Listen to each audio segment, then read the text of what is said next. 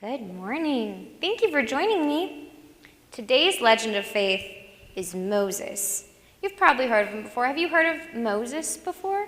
Maybe? Yeah. He's a very prominent figure in the Old Testament and is credited with writing the first 5 books of the Bible.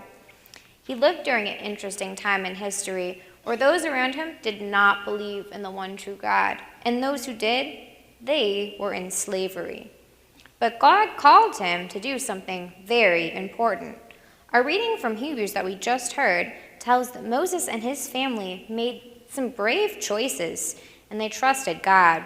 When Moses was just a baby, the king of Egypt wanted to hurt all of the Hebrew baby boys. But Moses' parents, they had faith.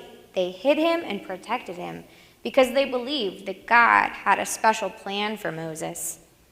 As Moses grew up, he lived in a big palace like a prince, but when he got a bit older, he chose something kind of surprising.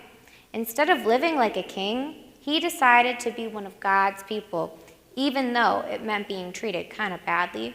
Why? Because he had faith of God's promises that were even better than the riches of Egypt. And Moses led God's people out of Egypt. And when they came to a huge sea, do you know what he did? What happened when they got to the huge sea? Moses lifted up his staff, and the waters were parted because Moses had faith. And they were able to walk on dry land. And there are many other things that Moses did throughout his life, but there are 3 things that I want you guys to remember today. One is that Moses, he trusted God, even when it was kind of scary. And we can trust God too. And he did what was right, even though it was hard.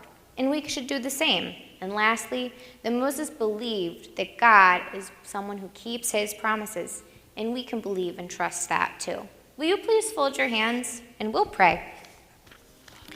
Dear God, thank you for your servant Moses, who trusted you. Help us to have faith like Moses, to be brave, and to follow you. And all God's people say, Amen.